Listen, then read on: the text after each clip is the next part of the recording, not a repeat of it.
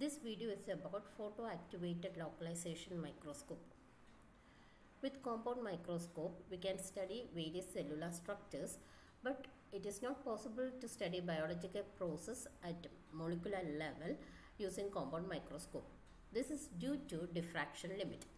That is, if the distance between two objects is less than half the wavelength of the light used, then the diffraction negatively affects the ability of a microscope to distinguish between the objects.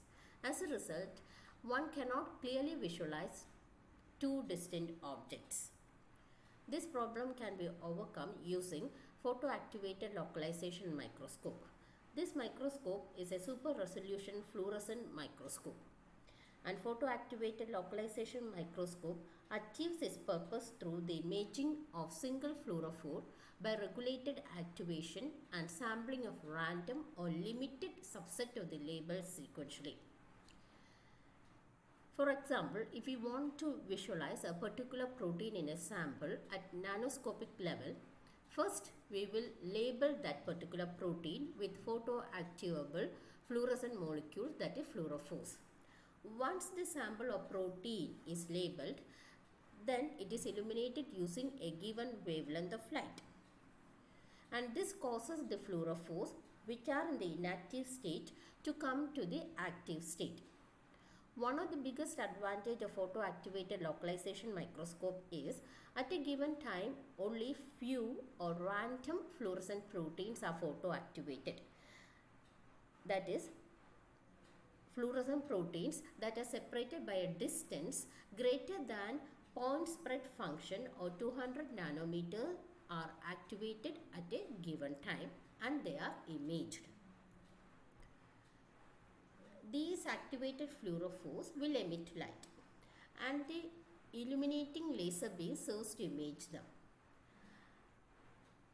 After that, the activated fluorophores will revert to the inactive state.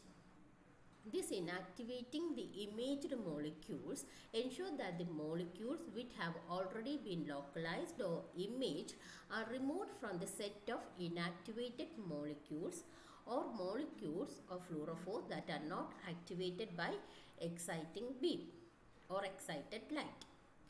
And this ensures that they are not imaged, that is, molecules that have been already localized or imaged are not imaged again with consequent imaging of the other inactivated molecules. Once the subset of molecules is photobleached, a new subset is activated and imaged, which again causes photobleaching of this subset of the molecules. By repeating the process over thousands of frames, all the molecules in the field of view are imaged and all these images are compiled so as to reconstruct or build up a super resolution image.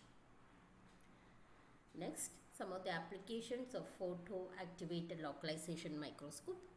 It helps us to identify and categorize the GAT polyprotein responsible for the assembly process of HIV-1, and it also helps us to differentiate HIV-1 from HIV-2.